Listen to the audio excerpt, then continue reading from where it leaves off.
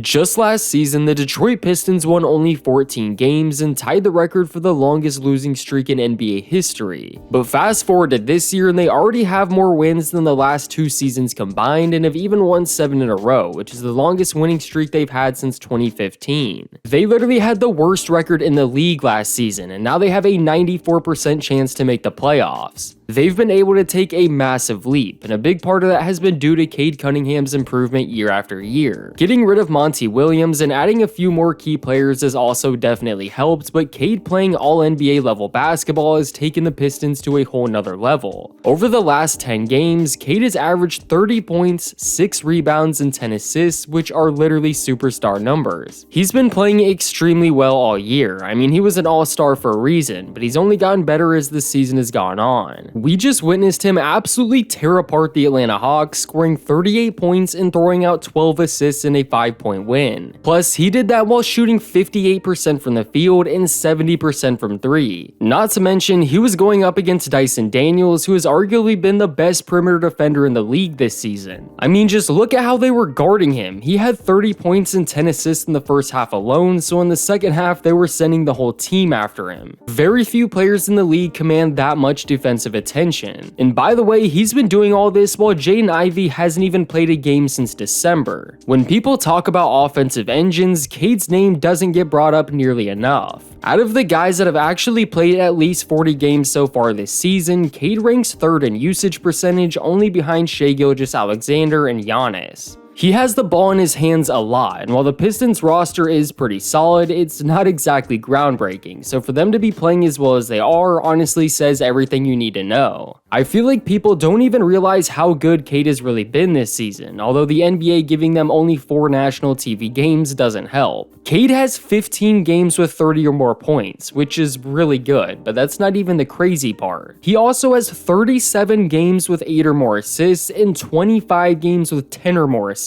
On top of being a 25 point per game scorer on the season, he's also 3rd in the league when it comes to assists per game. The only players that are ahead of him right now are Trae Young and Nikola Jokic, who are both considered elite level passers. Cade is right there. I mean, he had a 20-point, 18-assist game against Miami, which they won by the way, and a 22-point, 17-assist game against Toronto, which they also won. He's quietly been one of the best passers in the league and nobody has really been talking about it. He's always been a solid passer, but this year has been different. It's a big deal when you can get the whole team involved, especially early. The one thing that really sells me on Cade is the fact that a lot of the times he'll make sure to get his teammates going before he gets himself going. Because the ball's in his hands a lot, he makes sure his teammates are involved and can catch a rhythm from the very beginning of the game. That's a very elite and massively underrated trait to have. You see this from top players like Jokic and LeBron almost every game. When you have the ball in your hands a lot, you have a way better chance of catching a rhythm than everyone else, so he goes out of his way to try to move the ball around. That way, everyone on the team can actually be in a rhythm by the time the game is coming to an end. Whether that's pushing the ball up the court in transition, throwing lobs, or finding open shooters, Cade obviously has some really good vision. Almost half of his assists come from throwing lobs to Jalen Duren and Asor Thompson. Then the other half come from kick-out threes to Tim Hardaway Jr., Tobias Harris, and Malik Beasley, who's been unbelievable this year.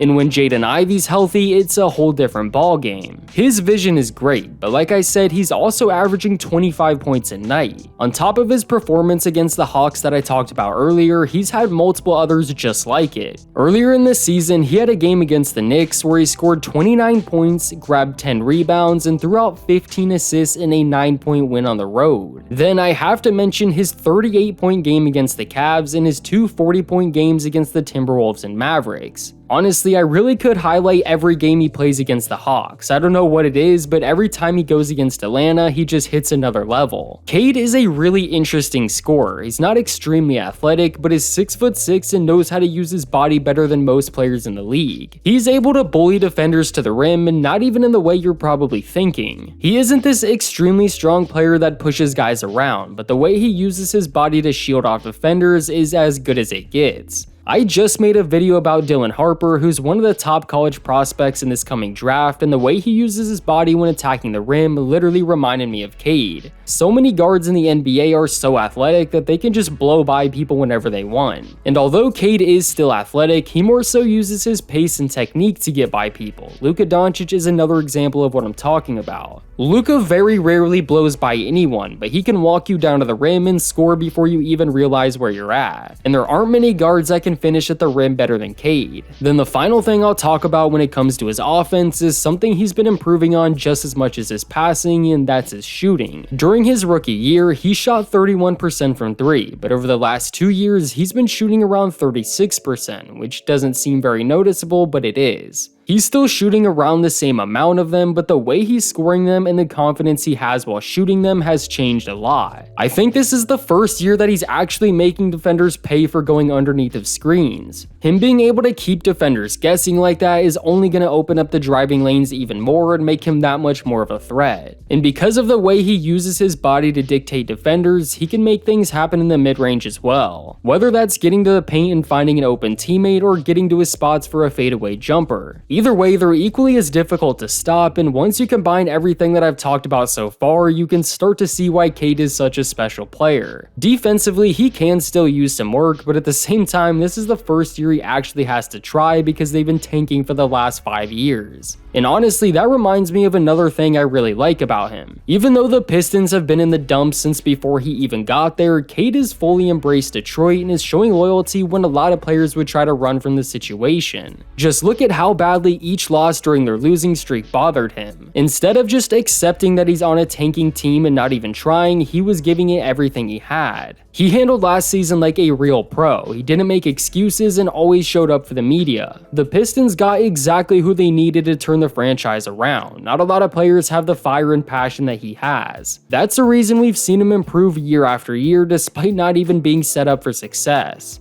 People forget that Cade practically missed his entire second season in the league, yet immediately came back and turned into an all-star caliber player. Cade said he feels like the Pistons have to regain everyone's respect, and that's exactly what he's doing. And in the same interview, he also credited JB Bickerstaff for actually getting the team prepared for games. You can say what you want about Bickerstaff, but he's clearly been miles ahead of whatever Monty Williams was doing. This team lost 28 games in a row last year. This dude was made to turn teams around. They're easily one of, if not the best story happening in the NBA right now, and Cade is a massive part of it. He's been cooking some of the best defenders in the league this season. I think he's a lot better than people think. The Pistons have been struggling for years, and this is the brightest their future has looked in a long time. And to think where they were just last season, it makes everything even more impressive. Plus, Cade is just 23 years old. He's only going to get better from here on out. But let me know what you think about Cade Cunningham in the comments, and please leave a like on the video to support the channel. Also, subscribe if you're new for more basketball videos just like this one.